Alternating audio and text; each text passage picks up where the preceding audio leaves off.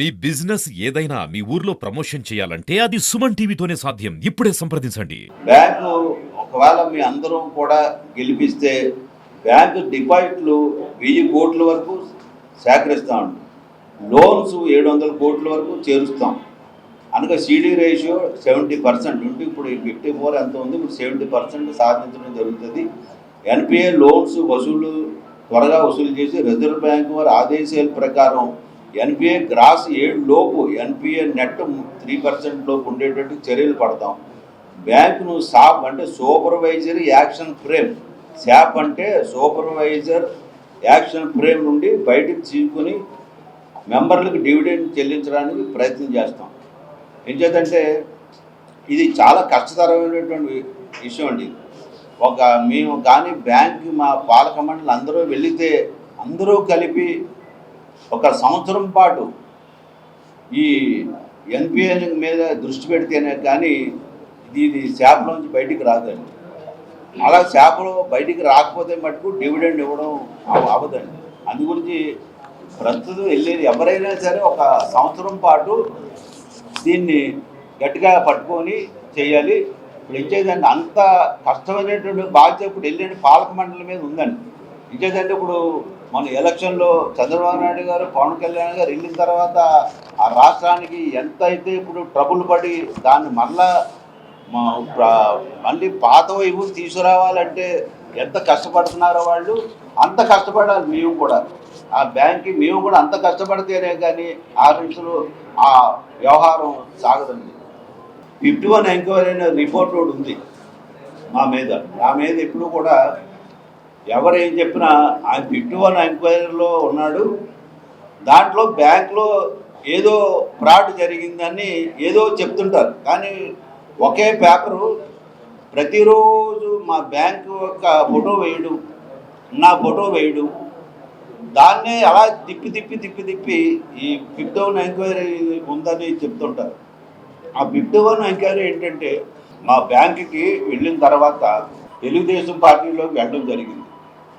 Telugu Desam party తరఫుని అప్పుడు ఎన్నికలు వచ్చాయి. 2019లో ఎన్నికలు వచ్చేటప్పుడు రావు సూర్యప్రకాశరావు నా దగ్గరకు వచ్చి, అన్నయ్య నాకు మీరు సపోర్ట్ చేయాలన్నారు.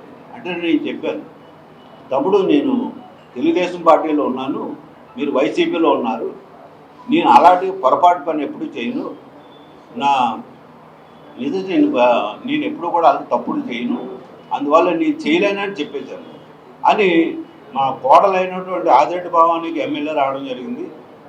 ఆవిడని ఎంతో ఘనంగా కూడా మేము ఎమ్మెల్యేగా చేయడం జరిగింది. దాన్ని దృష్టిలో పెట్టుకొని నా మీద కక్ష సాధింపు చర్య చేసి ఆయన ఎమ్మెల్యే అయిన తర్వాత ఈ కమిషనర్ గారికి దానికి సంబంధించిన అందరినీ కూడా రోజు ఒక ఎంక్వైరీని పెట్టి ఆయన మీద ఏదో ఒక ఎంక్వైరీ రాసేయండి, ఏదో ఒక అభద్రతా భావంతో ఆయన అది దొబ్బేడు ఇది దొబ్బేడు అని చేసేయండి అని కమిషనర్ని ఊరిగా స్టంటేసి వాళ్ళందరూ ఉన్న అధికారులందరినీ రోజు ఇక్కడ వచ్చి ఎంక్వైరీ చేస్తుండగా ఫోన్లు చేసి ఏమైంది, ఏమైనా దొరికిందా లేదా అని ఆయన ఊరిగా స్టంటేడు ఇస్తున్నారు కదా గవర్నమెంట్ నుంచి ఎమ్మెల్యేలు, గవర్నమెంట్ ఉన్న పెద్దలందరూ కూడా అని వాళ్ళు ఏం చేశారంటే ఏదో కొన్ని అంశాలు ఒక 19 అంశాలు మా మీద కొద్ది అభియోగాలు పెట్టారు. ఆ అభియోగాలు కూడా బ్యాంక్ నుంచి నేను కానీ మా బోర్డులో కానీ ఉన్నటువంటి మెంబర్స్ కానీ ఎవరు కూడా ₹1 బ్యాంక్ నుంచి తీసుకోలేదనే ఉంది. కానీ వాళ్ళు రాసినటువంటి అభియోగాలు ఏంటంటే ఏదో కొన్ని అంశాల మీద వాళ్ళు రూల్ ప్రకారంగా వెళ్ళలేదు. ఈ రూల్ ప్రకారంగా వెళ్ళలేదు కనుక దీనికి ఇంత పెనాల్టీ, దీనికి బాధ్యులైనటువంటి చైర్మన్కి ఇంత, సిఇఓకి ఇంత, డైరెక్టర్కి ఇంత అని అలాగ పెనాల్టీలు వేసారే తప్ప నేను కానీ అప్పుడు ఉన్నటువంటి బోర్డులో ఉన్న మెంబర్స్ కానీ బ్యాంకు నుంచి ₹1 కూడా ఎక్కడ తీసుకున్నట్టు ఆ 51 ఎంక్వైరీలో లేదు. అందువల్ల ఏంటంటే చెప్పేది ఏంటంటే వాళ్ళు ఏ పెనాల్టీలు వేశారు అంటే రూల్ ప్రకారంగా వెళ్ళలేదంటే ఈ రూల్ ప్రకారం రూల్స్ ఏమున్నాయో చెప్పవలసిన బాధ్యత చీఫ్ ఎగ్జిక్యూటివ్ ఆఫీసర్ సిఇఓ గారికి అప్పుడు ఉన్నటువంటి సుబ్రహ్మణ్యం గారికి. ఆయన మాకు ఏ విధంగా చెప్పేవాడు కాదు. మేము అక్కడున్న పరిస్థితులను బట్టి బ్రాంచ్లు ఏమో పెట్టేస్తున్నాం, ఎంప్లాయ్మెంట్ రావాలి, ఎన్నిసార్లు అడిగినా కూడా కమిషనర్ గారి గురించి మాకు రిప్లై వచ్చేది కాదు. అందువల్ల మేమే ఐబీపీఎస్ తీసుకొని వేసాము. దానికి ఒక పెనాల్టీ, అలాగే రకరకాలు అన్నీ కూడా పెనాల్టీల కింద వేసారే తప్ప పిప్టౌన్ ఎంక్వైరీలో ఏ విధంగా లేదు. ఆ పిప్టౌన్ ఎంక్వైరీని తిప్పి చూపించి ఒక బూచీ కింద చూపించి నా మీద ఏదో బురద చల్లాలనుకుంటున్నారు.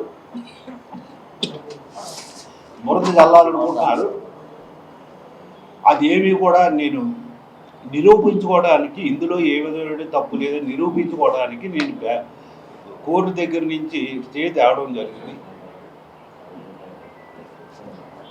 రేపు రాబోయే కాలంలో తప్పకుండా నేను దాన్ని నిరూపించుకుంటాను. పిప్టౌన్ ఎంక్వైరీలో ఏ విధమైన తప్పులు లేవని. కేవలం కక్ష సాధింపు చర్యల వల్లే ఇలాగ చేశారనేది మటుకు ఖచ్చితంగా నిరూపించుకోవడం జరుగుతుంది. అంతే, కేవలం అంటే వాళ్ళ మాట వినలేదని అంతే తప్ప మేమేమి ఫ్రాడ్ చేసి ఆ బ్యాంకులో ₹1 తీసుకోవడం కానీ ఇదేం జరగలేదు.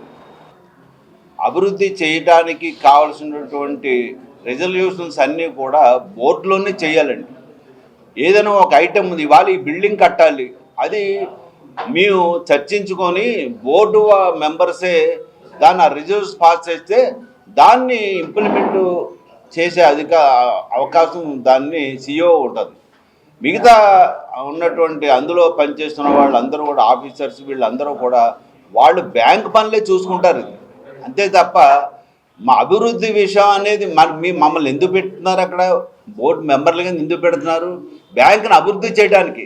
ఈ బ్రాంచులు పెట్టండి అని కానీ, బిల్డింగ్లు కట్టండి కానీ, స్థలాలు కొనండి కానీ, లేకపోతే రకరకాలుగా ఇవన్నీ కూడా వాళ్ళు ఏం కాదండి, మా సొంత నిర్ణయం ఇది. మా బోర్డులో నిర్ణయించుకొని మా 12 మంది కూడా నిర్ణయించి ఇది చేస్తే చాలా బాగుంటుంది, ఇది విశాఖపట్నంలో బ్రాంచ్ పెడితే బాగుంటుంది. ర్యాపిడ్ స్పీడ్లో ఆ బ్యాంక్ని ఎక్కడికో తీసుకెళ్ళిపోయాం. మేము ఉండేటప్పుడు బి గ్రేడ్గా ఉన్నదని ఏ గ్రేడ్గా తీసుకెళ్ళాము, మరలా అప్పుడు సి గ్రేడ్కి తీసుకెళ్ళిపోయారు. అందువల్ల ఆ శాపలోకి వచ్చింది. వాళ్ళకి మేము చేసింది చేయాలే తప్ప వాళ్ళకి మిగతా అంశాల్లో వాళ్ళకి ఏ ఉండదండి. వాళ్ళకి మొత్తం అంతా కూడా అది క్రెడిట్ అంతా కూడా అప్పుడు ఉన్నటువంటి బోర్డుదేనండి. క్రెడిట్ అంతా ఒక టీం వర్క్ చేయగలిగే కనుక అంత అద్భుతంగా ఒక ఆంధ్ర రాష్ట్రంలో ఒక అగ్రగామిగా తీసుకెళ్ళడం జరిగింది ఆ బ్యాంకుని. మీరు అన్నట్టుగా ఏదో నా సొంత మనుషులు నా కులస్తులు వేసేసుకున్నా అంటారు. మీరు వేసిన మీకు లిస్ట్ కావాలంటే నేను ఇస్తాను. అందులో అన్ని వర్గాలు ఉన్నారండి. ఎస్సీలు ఉన్నారు, మామిడెన్స్ ఉన్నారు, కాపులు ఉన్నారు, వెలవులు ఉన్నారు, చెట్టుపల్లీలు ఉన్నారు, చౌదరీస్ ఉన్నారండి, అందరూ ఉన్నారండి. టాలెంట్ ఎవరు ఉంటే వాళ్ళందరికీ ఇచ్చేది. అందులో ఇచ్చినటువంటి 35లో 11 మంది కాపులకి ఇచ్చానండి, 11 మందికి అండి. చెట్టుపల్లీలకు 6 ఇచ్చానండి, వెలములకి 2 ఇచ్చానండి. ఇవ్వడంటే నేను ఇవ్వడం కాదు, వాళ్ళ టాలెంట్ ఉంది. అది చౌదరీస్కి ఇచ్చానండి, ఎస్సీలకి 2 ఇచ్చానండి, మామిడెన్స్కి 2 ఇచ్చానండి,